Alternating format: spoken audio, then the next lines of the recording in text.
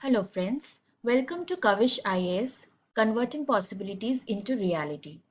तो आज हम हमारे मेंस पर्याप्त के सेशन में जीएस पेपर 3 से साइंस एंड टेक का एक important topic that is genome India project के बारे में डिस्कस करेंगे। अब ये टॉपिक इतना इम्पॉर्टेंट क्यों है? इस बार यूपीएससी में प्रीलिम्स में science and tech and environment से बहुत सारे क्वेश्चंस आए थे, मतलब maximum questions around 30 to 40% questions वहीं से आए थे।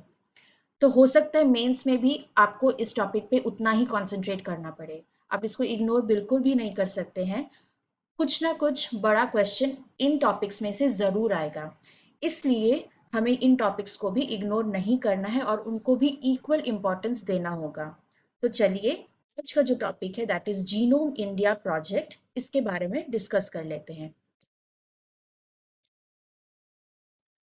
तो जीनोम एंड जीन, ये दो वर्ड्स हम काफी जगह पे सुनते हैं, काफी बार सुनते हैं, पर क्या हमें इन दोनों का एक्चुअल मतलब पता है? देख लेते हैं। जीनोम और जीन ये दोनों अलग अलग चीजें होते हैं। जीन क्या है? जीन एक्चुअली, अगर ये आपका डीएनए है, सपोज, जीन उनमें से एक सेक्शन होता है, एक यूनिट होता है, one unit. It's one unit जो आपका एक या फिर उनमें से फ्यू कुछ फीचर्स को डिटरमाइन करें। जैसे कि क्या क्या हो सकता है? Suppose skin colour, height, voice, इस तरह से। ओके, आपका हेयर कैसा है, इस तरह से आपके कुछ फीचर्स को वो डिटरमाइन करे एक जीन, वन या फिर फ्यू। जीनोम इस टोटल सेक्शन ऑफ डीएनए को बोलते हैं, total section. Okay, that is all the collection of all genes। इनमें से बहुत सारे जीन्स हैं, ऐसे ऐसे करके इन सभी जीन्स को मिला के जो कलेक्शन बन जाएगा उसको बोलते हैं genome in a species. That is also important, you have to write this. हर स्पीशीज का जीनोम अलग अलग होता है। अंडरस्टूड? तो ये हो गया जीनोम, और ये सारे के सारे all features will be decoded, will be decoded. Okay, अब जीन एक या फ्यू प्रोटीन को डिटरमाइन करता है, वन और फ्यू प्रोटीन्स। ठीक है, ये जो फीचर्स है ये अल्टीमेटली जीन से प्रोटीन बनेगा, प्रोटीन से वो फीचर्स हमें समझ में आएंगे। ओके, तो ये एक या फ्यू प्रोटीन्स को डिटरमाइन करेगा। Genome on the other hand, obviously क्योंकि सारे के सारे जीन्स इन्वॉल्व हैं तो सारे प्रोटीन्स जीनोम से डिटरमाइंड होंगे। मतलब genome determines all the proteins. Okay, so basically बहुत सारे जीन्स को मिला करके जीनोम बनता है। This is the basic difference. Okay, gene छोटा होता है, जीनोम बड़ा होता है। नेक्स्ट, अब डीएनए काम कैसे करता है? आपने इस तरह के डायग्राम्स भी देखे होंगे और उसमें कुछ ऐसे लेटर्स लिखे हैं, क्या है? A T G A C. Basically ये चार होते हैं, ए टी जी सी। इनका क्या मतलब है? ए स्टैंड्स फॉर एडिनाइन और एडेनिन, कुछ भी बोल सकते हैं। T stands for thiamine, G stands for guanine and C stands for cytosine। cytosine भी बोल सकते हैं, whatever you like। ये सब क्या है? These are called nitrogenous bases, क्योंकि इनमें नाइट्रोजन होता है। इतना सा आप याद रखना, नाइट्रोजनस बेसेस होते हैं। ठीक है, अभी आपने कोडिंग सुना होगा, जैसा कंप्यूटर में होता है, कोड करके ये बना दिया, सॉफ्टवेयर बना दिया, ऐप बना दिया, ऐसे। सिमिलरली वैसा ही कोडिंग हमारे डीएनए में भी होता है। ओके, पर हमारे पास सिर्फ ये चार यूनिट्स हैं। चार यूनिट से आप इतना सारा जीन कैसे बनाओगे? अगर आपको पता होगा, ह्यूमन में ओनली, सिर्फ ह्यूमन में देयर आर अराउंड 25,000 जीन्स। 25,000। आप 4 से सिर्फ कैसे बनाओगे? अगर आप सिर्फ 4 यूनिट को ले लो, एक छोटा सा सीक्वेंस 4 बेसिस का, ओके, 4 बेसिस का छोटा सा सीक्वेंस, तो यहाँ पे इन चारों में से चारों आ सकते हैं, यहाँ पे भी चारों में से चारों आ सकते हैं, ऐसा सीक्वेंस हो सकता है, ए टी ऐसे हो सकता है, यहाँ भी 4, यहाँ भी 4, तो यहाँ से आपको टोटल इनटू करोगे तो आंसर विल बी 256, इतने जीन्स बनेंगे। इससे तो हमारा काम नहीं होगा, वी नीड 25,000 जीन्स। तो क्या किया गया, नेचर ने क्या किया, ये जो सीक्वेंस है इसको और बड़ा कर दिया। कितना बड़ा? 1000 बेसिस का हो सकता है या फिर लगभग 50,000 तक भी जा सकता है। इतने सारे बेसिस को लेके हम बना सकते हैं। तो उस हिसाब से आपके टोटल इतना लंबा एक सीक्वेंस बन जाएगा, उसमें से डिफरेंट जगह पे डिफरेंट डिफरेंट ये नाइट्रोजनस बेसिस होंगे, एक डिफरेंट कॉम्बिनेशन बनेगा। हो सकता है हर डिफरेंट कॉम्बिनेशन में से टोटल मिला के आपके लगभग 25,000 जीन्स बन जाएंगे। इस तरह से डीएनए काम करता है। तो 25,000 जीन्स बनाए, इन जीन्स का फिर प्रोटीन बना, वो प्रोटीन ही एक्चुअली हमारे फीचर्स, जो विजिबल फीचर्स होते हैं वो होते हैं। ठीक है, एक फ्रूट कितने दिन रहा, कितनी जल्दी वो पक गया, एक पौधा कितना लंबा हुआ, उसकी लाइफ कितनी हुई, ये सब उसके प्रोटीन्स की वजह से होते हैं। और वो प्रोटीन्स कौन बनाएगा? जीन्स बनाएंगे। इस तरह से डीएनए काम करता है। नाउ द प्रॉब्लम इज, हम इतना डिटेल में क्यों जा रहे हैं? क्यों ये चीजें समझना जरूरी है कि हमारे पास कितने जीन्स हैं, उनमें क्या क्या सीक्वेंसिंग है, ये पूरा सीक्वेंसिंग समझना क्यों जरूरी है, उसके बारे में हम पढ़ेंगे। तो जीन से हमारे फीचर्स डिटरमाइन होते हैं, राइट? हम कैसे हैं, सिर्फ आप ह्यूमन को लेके मत सोचिए, प्लांट्स को भी लेके सोचिए ना। अगर हम चाहते हैं कि प्लांट में कोई एक फीचर को हम चेंज कर दें, जैसे कि उसकी शेल्फ लाइफ को हम बदलना चाहते हैं, ओके, उसका size, size of the fruit और द वेजिटेबल, उसको आप बदलना चाहते हैं, उसका टेस्ट आप मॉडिफाई करना चाहते हो, वो ज्यादा स्वीट हो जाए, ठीक है, उसकी पूरी प्लांट की लाइफ भी अब चेंज करना चाहते हैं, life of the plant also you want to change. इन सब को बदलने के लिए, फीचर्स को बदलने के लिए आपको इन जीन्स में चेंजेस लाने होंगे। पर वो जीन है क्या, आप समझोगे कैसे? उसके लिए तो आपको पूरा का पूरा जीन सीक्वेंस करना पड़ेगा, तब जीन सीक्वेंसिंग की जरूरत होती है। जब ये पूरा सीक्वेंस हम पता कर लेंगे, तब जाके इसका एक बुक बनेगा। जो भी फीचर्स हम चेंज करना चाहेंगे, हम इस बुक को खोलेंगे, वो फीचर देख लेंगे, पता कर लेंगे वहां पे कौन सा जीन था, फिर उसको हम लोग चेंज कर लेंगे या फिर मॉडिफाई कर लेंगे अपने हिसाब से। ये चीज हम कर सकते हैं। Okay, that is the importance. Sequencing क्यों करना चाहिए जीनोम, किसी का भी, ह्यूमन का हो या किसी का भी। Why is it essential? क्या क्या चीजें हम डेली लाइफ में बदल सकते हैं? फर्स्ट इज, ये आ रहा है मेनली ह्यूमन के केस में, पर इसको हम लोग क्रॉप्स में भी यूज कर सकते हैं। Identifying inherited and genetic disorders, मतलब कुछ डिजीजेज होते हैं जो आपको नॉर्मली होते हैं, जैसे cold and cough, cold and cough, okay, या फिर normal anaemia, normal day to day life में अपने खाना ठीक से नहीं खाया, आपको एनीमिया हो गया। कुछ डिजीजेस होते हैं जैसे कि सिकल सेल एनीमिया, ये डिटेल में क्या होता है हम बाद में पढ़ेंगे। ये जीन से होता है। कोल्ड एंड कफ को ये कुछ दिन होगा, आप दवाई लोगे ठीक हो जाएगा, पर इस तरह की बीमारियां ये आपके जीन्स में प्रॉब्लम होती है, genes have some fault, okay. इस तरह की बीमारियों को आप परमानेंटली ट्रीट नहीं कर सकते। Treating permanently is difficult, treating permanently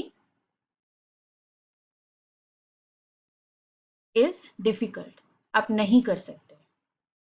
तो फिर इनका ट्रीटमेंट कैसे करना है, वो समझने के लिए भी आपको इसका पैटर्न समझना होगा, राइट?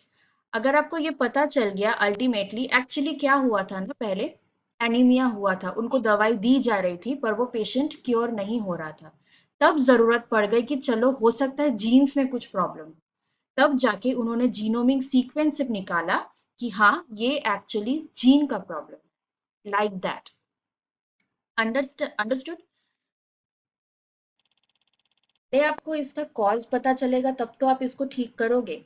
इसलिए ये एक इंपॉर्टेंट पॉइंट है, आइडेंटिफाइंग इनहेरिटेड और जेनेटिक डिसऑर्डर्स। इनहेरिटेड मतलब जो हमें पेरेंट्स से मिले, हम पेरेंट्स से अपनी जीन्स भी लेते हैं। ओके, सो इनहेरिटेड का वो मतलब होता है। दूसरा है tracking disease outbreaks. Tracking disease outbreaks मतलब अचानक से अगर कोई डिजीज बढ़ गया तो, for example SARS CoV 2, COVID 19। मतलब हमें डिजीजेस मेनली किसकी वजह से होते हैं? बैक्टीरिया या फिर वायरस। मेनली इनसे हमें डिजीजेस होते हैं मोस्टली। अगर हम इनका जीन समझ लें, इनका भी अगर हम पूरा जीनोम एनालाइज कर लें, पढ़ लें, उसको एक बुक में लिख लें, तो उनका पैटर्न ऑफ लाइफ भी हम समझ सकते हैं। ओके, उससे क्या होगा, ये लोग कितना म्यूटेट कर रहे हैं, कितना चेंज कर रहे हैं, या फिर कितना इजीली समझ लो इवॉल्व कर रहे हैं, कितना जल्दी ये लोग इवॉल्व कर रहे हैं। ओके, जितना जल्दी ये लोग इवॉल्व करेंगे उतने ये स्ट्रॉन्गर बनते जाएंगे और हमारे लिए डेंजरस बनते जाएंगे। अगर ये स्ट्रांग होंगे तो हम वीक हो जाएंगे, तो हमारे लिए तो वो डेंजरस हो गया ना। ये मैं बैड बैक्टीरिया और वायरस की बात कर रही हूँ, तो हमारे लिए खराब हुए। तो ये स्ट्रॉन्गर और डेंजरस उतनी जल्दी बनते जाएंगे। ऐसे में क्या होगा, अगर हम लोग इनका जीनोम समझ लें तो ये पैटर्न हम एनालाइज कर सकते हैं। एक समय पे आके जब ये इतने डेंजरस हो गए कि अचानक से हमारा डिजीज एकदम से बढ़ गया, क्योंकि कोरोना हमें पहले भी होता था, नॉर्मल कफ एंड कोल्ड था वो। ओके, फिर इनमें एक चेंज आ गया, ये इवॉल्व हो गए और वो बन गए Covid 19। Covid 19 is new, corona is not new. Okay, Covid 19 is a variety, a variant of corona. तो क्या हो गया, हम लोगों ने ये पैटर्न निकाल लिया कि अचानक से ये लोग इवॉल्व हो गए और हमारा एक huge number of population, huge section of population was eliminated.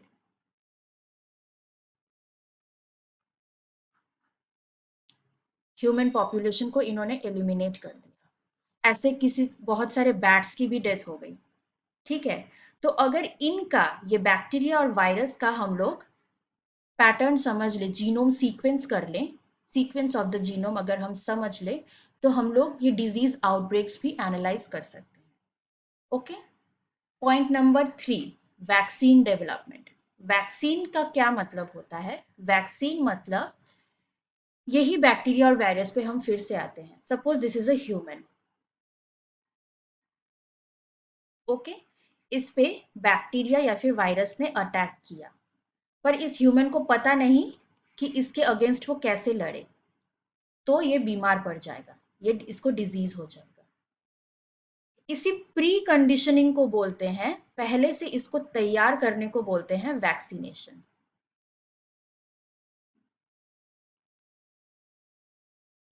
ये प्री कंडीशनिंग वैक्सीन कर देता है। एक बार हम वैक्सीन दे देंगे, इस ह्यूमन को पता चल जाएगा, ओके इस तरह का एक वायरस और बैक्टीरिया हमारे पास आ सकता है, हमें इससे इस तरह से लड़ना है। ओके, इस चीज के लिए भी जीनोम एनालिसिस जरूरी है।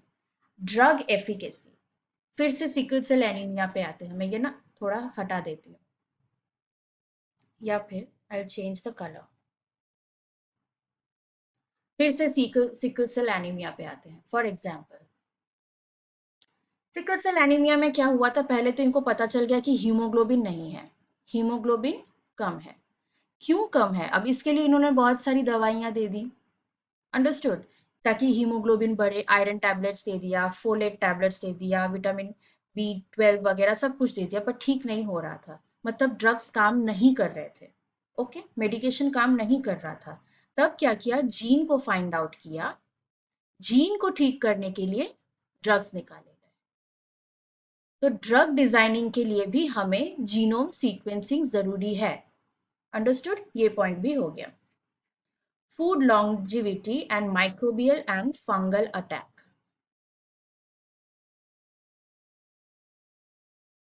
इसको कैसे डिटरमाइन करेंगे? मतलब फूड लॉन्जिविटी का मैंने आपको पहले बताया कि ये चीज कौन सी जीन डिटरमाइन करती है। इस चीज को पढ़ करके, इस चीज को एनालाइज करके हम चाहे तो उसकी लॉन्जिविटी को बढ़ा सकते हैं, कम कर सकते हैं। माइक्रोबियल और फंगल अटैक क्या होता है ना, हम मैक्सिमम आजकल प्रोसेस्ड फूड खाते हैं पैकेट में। इंडिया में नहीं तो बाहर तो होता ही है, प्रोसेस्ड फूड पे ही लोग रिलाई अपॉन करते हैं। उसमें क्या होता है, वो पैकेट में भरा रहता है, कभी कभी उसमें माइक्रोबियल या फंगल अटैक होते हैं जो कि विजिबल नहीं होते, दिखते नहीं है। अब जो दिखते नहीं है वो आप कैसे समझोगे? क्या करेंगे, उस फूड का एक सेक्शन हम लोग निकाल लेंगे, उसका पूरा जीनोम एनालाइज करेंगे, फिर मैच करके देखेंगे वो किससे मैच हो रहा है। हम देखेंगे उस फूड से, मतलब फ्रूट से वो मैच नहीं कर रहा है तो किससे मैच कर रहा है, या तो किसी बैक्टीरिया या फंगस के साथ वो मैच करेगा, तो पता चल गया कि ये फूड लॉन्ग, मतलब फूड का शेल्फ लाइफ ज्यादा दिन तक नहीं है, तो उसको हम लोग चाहे तो ऑल्टर कर सकते हैं। इस तरह से फूड इंडस्ट्री में भी इसका इम्प्लीकेशन हो गया। Host pathogen relationship. Now I have to erase certain points.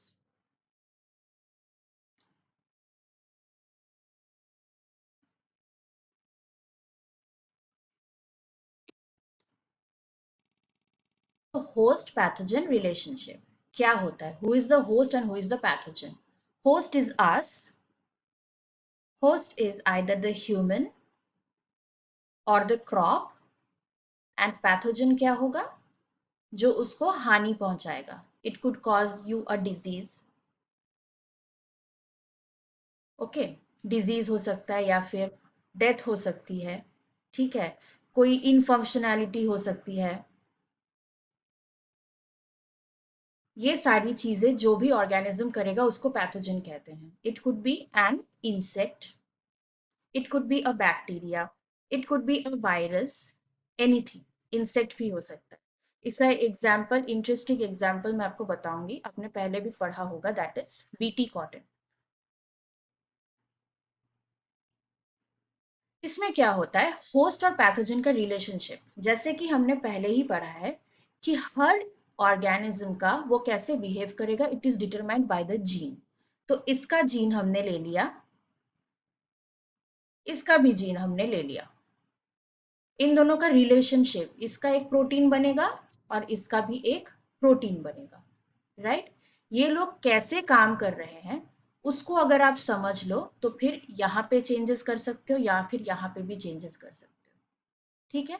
तो ये रिलेशनशिप को समझने के लिए इनका जीन को समझना बहुत ज्यादा जरूरी है। नॉट ओनली द प्रोटीन, आपको जीन भी समझना बहुत ज्यादा जरूरी है। उसके बाद अगर आप चाहो तो इन जीन्स में आप कुछ चेंजेस कर सकते हो जिसकी वजह से ये दोनों और एक साथ, इनका कोई रिलेशनशिप नहीं रहेगा। Pathogen will not be able to attack the host, ultimately host की सर्वाइवल बढ़ जाएगी। Okay, so host pathogen relationship is one of the examples. Fourth point is phylogenetic study. Phylogenetic study का मतलब होता है इवोल्यूशन को समझना। कैसे एक सिंगल सेल था, एक सेल था, उससे बहुत सारे मल्टीसेलुलर बने, उससे डिफरेंट टाइप्स ऑफ ऑर्गेनिजम्स बने, प्लांट्स बने, एनिमल्स बने, शिंपैंजीज बने, कैट्स बने, लास्ट में आया ह्यूमन। इस पैटर्न को भी समझना जरूरी है। ओके, अगर हम ये नहीं समझेंगे तो, अगर हम अपना पास्ट नहीं समझेंगे, फ्यूचर को कैसे ठीक करना है हम वो भी नहीं समझेंगे। अगर कोई स्पीशीज अभी मर रहा है, एंडेंजर्ड है, उसको कैसे प्रोटेक्ट करना है, इसके लिए उसका बेसिक समझना बहुत जरूरी है। उसका रिलेशनशिप विद अदर ऑर्गेनिज्म समझना बहुत जरूरी है, तब जाकर के हम उसको फ्यूचर में प्रोटेक्ट कर सकते हैं। इसलिए उसका भी genomic sequencing is very important. So ये हो गए कुछ पॉइंट्स।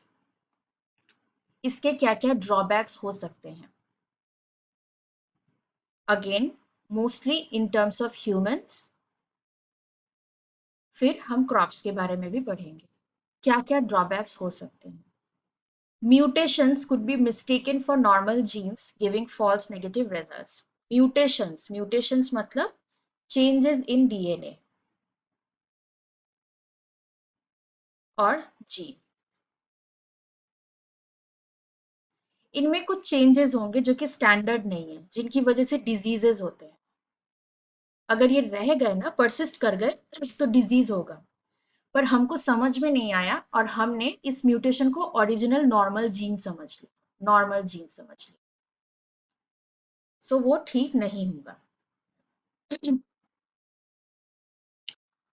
सिमिलरली कोई एक जीन है जिसका बुरा एक्शन हो सकता है, नॉर्मल जीन, उसको हम लोग म्यूटेशन समझ लेंगे, क्योंकि हमें लगता है कि हमारा हर जीन हमारे लिए अच्छा है।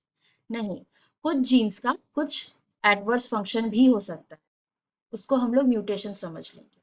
तो इसके लिए कंपैरिजन करना बहुत जरूरी है। सिर्फ सीक्वेंस आप एक ह्यूमन का लेके सीक्वेंस कर लोगे नहीं होगा, आपको एक बड़ा सैंपल साइज लेना होगा, सबका सीक्वेंस निकालना होगा, उसके बाद उनको कंपेयर करना होगा, तब समझ में आएगा कौन सा म्यूटेशन है, कौन सा जीन है, कौन सा खराब है, कौन सा अच्छा है। तब आप मिसरीड नहीं करोगे। स्ट्रक्चरल जीनोमिक रीअरेंजमेंट्स जैसे कि duplication, deletion, inversion can't be interrupted. मतलब कभी कभी डीएनए का एक बड़ा सा सेक्शन, बहुत बड़ा, नॉट ओनली वन जीन, जिसमें like suppose more than one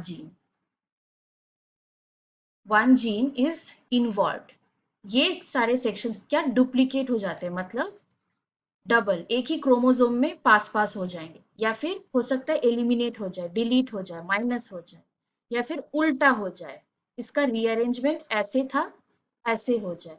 in सब चीजों को आप सीक्वेंसिंग में पता कर पाना मुश्किल है। अभी की जो टेक्निक है, टेक्नोलॉजी है हमारे पास, उसमें इसको इंटरप्रेट करना मुश्किल है, फ्यूचर में हो जाएगा। एक और बहुत बड़ी प्रॉब्लम है, analyse the features of a foetus and abort it. आपने एमनियोसेंटेसिस सुना होगा, it is an issue in India and many other countries. इससे क्या होता है, एक फ्लूइड होता है जिसे हम कहते हैं एमनियोटिक फ्लूइड। इसमें जो बेबी होता है, फीटस, मतलब जब वो मदर के अंदर होता है या होती है, तब उसे फीटस कहते हैं। ओके, उसके कुछ सेल्स इसमें आ जाते हैं। उन सेल्स को अगर आप कलेक्ट कर लो, उनकी जीनोमिक एनालिसिस कर लो, सीक्वेंस कर लो, तो उसमें कुछ फॉल्ट है या नहीं, या फिर उसके सारे फीचर्स आप निकाल सकते हो। वो बॉय है या गर्ल आप पता कर सकते हो। जनरली गर्ल होती है, अनफॉर्चुनेटली हमारे कंट्री में और कुछ अलग कंट्रीज में गर्ल को अबॉर्ट कर दिया जाता है, अभी भी ये छुप छुप के भी होता है। ओके, कितना भी लीगलाइज कर लो। दूसरी क्या चीजें हो सकती है, अगर कोई जेनेटिक डिसऑर्डर होता है जैसे कि डाउन सिंड्रोम, ये सब हम पढ़ेंगे बाद में, आप वो भी पता कर सकते हो। अगर पेरेंट को पता चल गया तो हो सकता है कि वो इस बेबी को अबॉर्ट कर दे। Ethically it's not right. Okay, future problems के बारे में सोच करके हो सकता है बेबी को अबॉर्ट कर दिया जाए। तो इस तरह से आप नेचर का डिसीजन यू आर ऑल्टरिंग, ये आप नहीं कर सकते, तो ये गलत हो गया ethically. Fear of scientific racism, very important, specially with reference to India. Genome India project में लेटर हम पढ़ेंगे क्या हो रहा है। Fear of scientific racism, actually suppose you are taking India as whole, और इंडिया के सारे पॉपुलेशन का, हमारे देश में अलग अलग जगह पे अलग अलग पॉपुलेशन है। ओके, नॉर्थ ईस्ट एक पॉपुलेशन है, नॉर्दर्न पॉपुलेशन है, सदर्न इंडिया पॉपुलेशन है, इस तरह से वेस्टर्न पॉपुलेशन है, इस तरह से सबके कुछ पर्टिकुलर फीचर्स हैं, कुछ स्पेशलिटीज हैं और कुछ लैकिंग कैपेबिलिटीज भी हैं। लाइक दैट, अगर आप इन सब का जीनोमिक सीक्वेंस करोगे, जीनोम सीक्वेंसिंग कर देते हैं, तो टेक्निकली इनके जीनोम में भी कुछ डिफरेंस आ जाएंगे, क्योंकि ये हर तरह से कहीं ना कहीं डिफरेंट है, कुछ डिफरेंसेस आ जाएंगे। And we have another population that is tribe, इनके जीनोम्स अलग हों, तो क्या हो जाएगा? जो रेसिज्म है कि तुम ये हो, तुम वो हो, अरे ये वहां से आया है, इसको आप साइंटिफिकली प्रूव कर रहे हो। वो अच्छे चेंजेस है, अच्छे डिफरेंसेस है, बुरे डिफरेंसेस है, दैट डजेंट मैटर। ओके, बुरे डिफरेंसेस तो है ही नहीं। अगर ये डिफरेंसेस नहीं होते तो इंडिया में डाइवर्सिटी होती ही नहीं। तो this is actually our strength, this difference, this diversity is actually our strength. But इसको हम लोग यूज करेंगे किस तरह से? रेसिज्म की यूज तरह से। It depends upon the human, हम इसे कैसे यूज कर सकते हैं। तो ये साइंटिफिक रेसिज्म का एक डर रह जाता है। दूसरा पॉइंट है डेटा स्टोरेज। अगर आप डेटा एनालाइज कर लोगे, उसको आप सबको अवेलेबल नहीं करा सकते, हर बात हर किसी को नहीं बतानी चाहिए। ठीक है, उसके लिए डेटा प्राइवेसी बिल अभी पास होना बाकी है। ओके, ये होना बाकी है। मेडिकल एथिक्स, हो सकता है कोई डॉक्टर अपने इंस्टीट्यूट में, अपने हॉस्पिटल में खुद से डेटाबेस बना ले एनालाइज करके, क्योंकि अगर आपने प्रोसेस इजी बना दिया तो वो खुद से भी अपना काम कर सकता है और फिर से खुद से वो जीन मॉडिफाई कर सकता है अलग वेरिएंट बनाने के लिए। ऐसे मूवीज देखी होंगी ना कि माइस पे एक्सपेरिमेंट कर दिया, माइस एकदम से स्ट्रांग हो गया। हॉलो मैन में भी है कि वो इनविजिबल हो गया, तो आप उसको मॉडिफाई कर रहे हो। तो ये भी मेडिकल एथिकल प्रॉब्लम है, ये नहीं कर सकते। नेक्स्ट, अब इसको छोटा सा पढ़ेंगे हम कैसे करते हैं। ये सीक्वेंसिंग आप कैसे करोगे? इतना बड़ा सेक्शन है, यहाँ पे मैं ड्रॉ करती हूँ। इतना बड़ा सेक्शन, डीएनए शेयरिंग मतलब डीएनए को आप काट दोगे कैंची से, ऐसे करके छोटे छोटे पीसेस कर दोगे। ठीक है, फिर बार कोडिंग। बार कोडिंग मतलब जैसे टैग्स लगते हैं वैसे ही इन सेक्शंस में भी आप टैग लगा दोगे। ये इतना सा एरिया का है, ये इतना सा एरिया का है, इस तरह से। इस टैग में सब कुछ होगा, सीक्वेंस का नंबर 101 से 10 तक, ये हो जाएगा 101 से 200 तक, इस तरह से। और क्या क्या इंफॉर्मेशन होगा, कौन सी स्पीशीज से आपने लिया है, ठीक है, कौन सी स्पीशीज से लिया है, कौन से सेल से लिया है, सब कुछ होता है। इस तरह से आप उसको टैग करोगे। फिर आप सीक्वेंसिंग करोगे बहुत सारे सैंपल्स को लेकर के। एक सैंपल को नहीं ले सकते, क्यों? क्योंकि हमने देखा था म्यूटेशन का प्रॉब्लम है, म्यूटेशन हम सही समझ पाएंगे, जीन्स को म्यूटेशन के साथ हम उल्टा समझ लेंगे, रिप्लेस कर देंगे। तो फिर अब इनको लेकर के सीक्वेंसिंग किया जाता है, छोटा छोटा सेक्शन, पूरा का पूरा सेक्शन डालोगे उतना ऐसा सिस्टम हमारे पास नहीं है। उसके बाद कंप्यूटर पे इसकी डेटा को एनालाइज किया जाता है, लाइक दैट। नेक्स्ट, अब genome India project. Genome India project है क्या और ये न्यूज में है क्यों, उसके बारे में हम आएंगे। First, Indian institute of science education and research, आइजर, Bhopal. आइजर के इंडिया में बहुत सारे इंस्टीट्यूट्स हैं, भोपाल ने ये क्या किया है, whole genome sequencing of banyan tree and peepal tree. Ficus के दो स्पीशीज होते हैं, फाइकस जेनस के दो स्पीशीज होते हैं, बेंगोलेंसिस एंड रिलीजियोसा। क्योंकि रिलीजियोसा क्योंकि रिलीजियस पर्पस में काफी यूज होता है, बेंगोलेंसिस बंगाल में काफी पाया जाता है, लाइक दैट। तो इन दिनों दोनों का जीनोम सीक्वेंसिंग किया गया। और आपको पता होगा कि ये दोनों पेड़ बहुत बहुत सालों तक, हजारों सालों तक जी सकते हैं। तो जीनोम सीक्वेंसिंग करके इन्होंने क्या किया, वो दोनों जीन्स को, बैनियन में और पीपल में इधर 17 जीन और इधर 19 जीन को इन्होंने आइडेंटिफाई कर लिया, जिससे इनकी इनमें लॉन्ग टाइम सर्वाइवल होता है। ठीक है, कैसे हुआ? Multiple science of adaptive evolution, मतलब इवोल्यूशन हुआ है, इजी टर्म्स में evolution, they have changed slowly, they have changed. Multiple science मतलब बहुत बार हुआ है, अडेप्टिव मतलब for the good, there was a change in the environment, environment के साथ अडेप्ट करने के लिए, एडजस्ट करने के लिए ये इवोल्यूशंस किए गए हैं। इसका शॉर्ट फॉर्म हो गया एमएसए। इस तरह के क्वेश्चंस प्रीलिम्स में आ सकते हैं। एमएसए का क्या फुल फॉर्म है? Multiple science of adaptive evolution, like that. Okay, इन दोनों को फाइंड आउट कर लिया। इससे क्या हो सकता है समझो, इससे आप सर्वाइवल का जीन पता कर रहे हो। उससे क्या होगा, इस जीन को अगर आप चाहे तो जिस प्लांट की लाइफ छोटी है उस पर आप इंट्रोड्यूस कर दोगे। इंट्रोड्यूस करके उसकी लाइफ बढ़ा सकते हो। पर वो किस तरह का क्रॉप होगा? GMO, genetically modified organism, and that is illegal. आप नहीं कर सकते।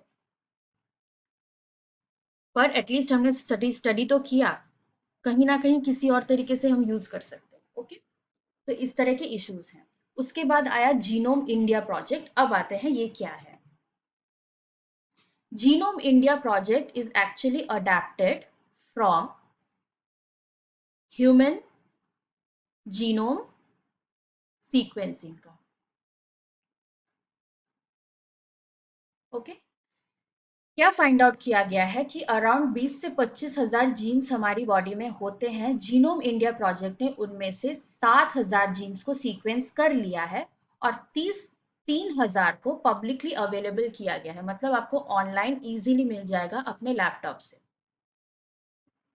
इनको अवेलेबल करने से क्या होगा? इनकी रिसर्च अलाउड है। आप जान सकते हो इससे फर्दर क्या काम किया जा सकता है, वो आप जान सकते हो। ठीक है, 7,000 में से बाकी 4,000 को नहीं किया गया है, क्योंकि अगर वो हमें पता चल गया हम उसे मिसयूज कर सकते हैं। इसीलिए तो कौन सा अवेलेबल कराना है उसमें भी कुछ टेक्निक्स होती है, आप पूरा का पूरा अवेलेबल नहीं करा सकते। ठीक है, इसमें कितने इंडिविजुअल्स लिए गए? एक दो नहीं, पूरे 10,000 from countries diverse population, north south सब जगह से, जियोग्राफिकली सब जगह से, कास्ट वाइज सब जगह से। ओके, इकोनॉमिकली भी सब जगह से। इकोनॉमिकली जो लोग एलीट क्लास होते हैं और जो थोड़े पुअर क्लास के होते हैं, उनका भी डिजीज से फाइट करने का मैकेनिज्म बहुत अलग होता है। तो ये सब कुछ देखा गया, पूरा डाइवर्सिटी को एनालाइज किया गया। Okay, development of personalised medicine, ये जरूरी है। द प्रॉब्लम इज हम आजकल maximum medicine developed in USA और जर्मनी यूज करते हैं। वहां की पॉपुलेशन बहुत होमोजेनस है। होमोजेनस मतलब एक तरह की, हमारी तरह डाइवर्सिटी उनमें नहीं है। ठीक है, और कहीं ना कहीं उनमें जो मेडिसिन काम करती है वो बहुत इजीली काम कर सकती है, हो सकता है हमारे लिए वो ठीक ना हो। आपने सिंपल शैम्पू का ही ऐड देखा होगा, बोलते हैं ना TRESemmé now available in India. वो ट्रेसेमी वहां के लिए अच्छा होता है, यहाँ पे उतना अच्छे से काम नहीं करता। इस तरह से बीमारियों में भी, ड्रग्स में भी ये सारी चीजें होती है। फूड भी वहां का अलग है। वो फूड आप यहाँ ला के खाओगे, इट्स नॉट नेसेसरी कि वो आपको उतना ही अच्छा काम देगा। आवाकाडो उनके लिए बहुत अच्छा हो सकता है, मे भी हमारे लिए आवाकाडो से ज्यादा अच्छा चीज ऑलरेडी है, पर हम यूज ही नहीं करते। Like that. ओके, ये हो गया पर्सनलाइज। तो हमारे जीन को समझ के हमारे लिए ड्रग्स बनाकर हम उसे अपने लिए यूज कर सकते हैं। ओके, सिर्फ not only in India, India की तरह आसपास और भी पॉपुलेशन है। बांग्लादेश हमारी तरह डाइवर्स है, इस तरह पाकिस्तान, श्रीलंका, ये लोग हमारी तरफ डाइवर्स है। हमारे जितने उतने ज्यादा नहीं, पर हमारी तरह उनमें भी हम चाहे तो उनको भी हेल्प कर सकते हैं। It's a multi institution consortium project. Consortium का मतलब होता है आप ग्रुप में काम कर, बहुत सारे लोग। ठीक है, by the department of biotechnology, that is DBT of government of India. ठीक है, हेड कौन कर रहा है? आईआईएससी बैंगलोर का सेंटर फॉर ब्रेन रिसर्च। ये प्रीलिम्स में आ सकता है। IISc Bangalore, Indian institute of science, Indian institute of science, उसमें एक डिपार्टमेंट है सेंटर फॉर ब्रेन रिसर्च, वो लोग कर रहे हैं, they are heading it. Okay, अब ये कुछ क्वेश्चंस हैं पुराने, देख लेते हैं थोड़े से। With reference to agriculture, with reference to agriculture in India, how can the technique of genome sequencing often seen in the news? Agriculture के केस में आप जीनोम सीक्वेंसिंग को कब देखोगे? Be used in the immediate future, future में कैसे use कर सकते हैं? Genome sequencing can be used to identify genetic markers for disease resistance and drought tolerance in various crop plants. It is correct. I'll tell you why. Genome sequencing से आपको jeans पता चल जाएंगे। कुछ जीन्स, उन्हें हम बोलते हैं मार्कर्स। मार्कर क्यों बोलते हैं? जैसे फ्लैग होता है ना कंट्री का, आप फ्लैग देख के समझ जाओगे ये कौन सी कंट्री का है। वैसे ही कुछ मार्कर जीन्स को देख के ही आप पता चल जाओगे। वो एग्जैक्ट फीचर्स होते हैं फॉर स्पेसिफिक फीचर्स, जैसे कि रेजिस्टेंस डिजीज के लिए या टेम्परेचर के लिए। इन मार्कर्स को एकदम एग्जैक्ट, अगर ये जीन है मतलब वो ये पर्टिकुलर काम करेगा ही करेगा। Okay, like that. So markers को आप एनालाइज कर सकते हो। Okay, this technique helps in reducing the time required to develop new varieties of crops, plants. ये भी सही है।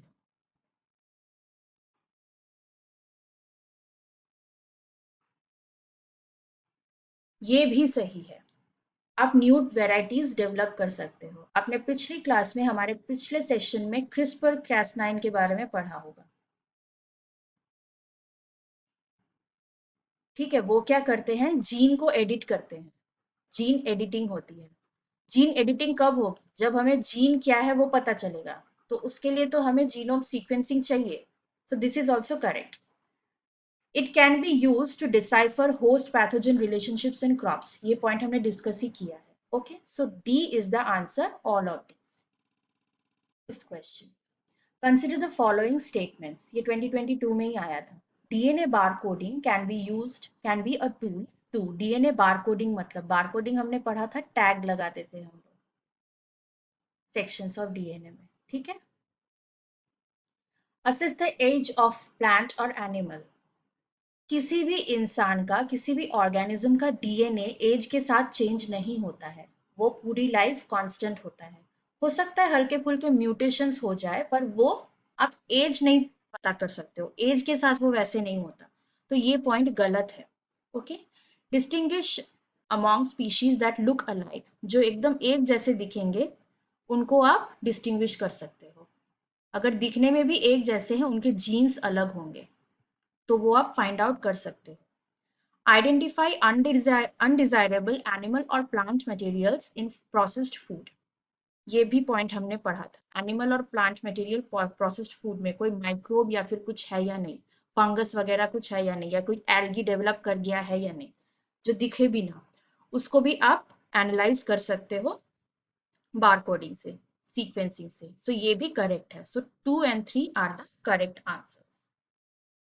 तो अब आते हैं एक प्रोबेबल क्वेश्चन जो आपको मेंस में पूछा जा सकता है। क्या है? Elucidate the implications of genome sequencing in agricultural biotechnology. जो पॉइंट्स हमने डिस्कस किए थे वो सारे के सारे मैक्सिमम, वैक्सीनेशन को छोड़ करके मैक्सिमम ही वहां पर से एग्रीकल्चरल बायोटेक्नोलॉजी में इम्प्लाई हो जाएंगे। आप वो पॉइंट्स लिखना। And agro economy, agro economy में क्या हेल्प होगी अगर ये टेक्निक्स हम जीनोम सीक्वेंसिंग इम्प्लाई करेंगे एग्रीकल्चर में, तो अल्टीमेटली उनकी लाइफ बढ़ जाएगी, उसकी वजह से इकोनॉमी बेहतर हो जाएगी। Okay, also discuss the possibilities of combining genome sequencing with genome modification with special reference to recent findings of ficus sequencing। ficus मतलब ये साइंटिफिक नेम है, जेनस का नेम है किसका, बैनियन एंड पीपल का। ठीक है, तो कंबाइन कर सकते हैं इन दोनों चीजों को। इनका जीनोमिक सीक्वेंस हमने निकाल लिया। अब जीनोम मॉडिफिकेशन कर सकते हैं, किस में करेंगे? ठीक है, क्या वो पॉसिबल है, क्यों नहीं है, ये आपको पूरा लिखना है total in 250 words. This is an important question, this can be coming. ठीक है, तो ये क्वेश्चंस आप सॉल्व कीजिए, प्रैक्टिस कीजिए। अगर आपको कोई डाउट हो, कोई भी हेल्प हो, उसके लिए आप नीचे चैट बॉक्स पर लिख सकते हैं या फिर इस नंबर पे आप कांटेक्ट कर सकते हैं। हमारे ऑनलाइन क्लासेस और ऑफलाइन क्लासेस दोनों होते हैं। ऑफलाइन क्लासेस हाजरा रोड में हो रहे हैं, अगर आप चाहें तो वहां पर कांटेक्ट कर सकते हैं। और अगर आप कोलकाता में नहीं रहते हैं तो हमारे ऑनलाइन क्लासेस भी अवेलेबल हैं, उसके लिए भी आप चाहे तो हमें कांटेक्ट कर सकते हैं। तो चलिए, तब तक आप अच्छे से पढ़ाई कीजिए, प्रैक्टिस कीजिए और खूब मेहनत कीजिए। Thank you, all the best.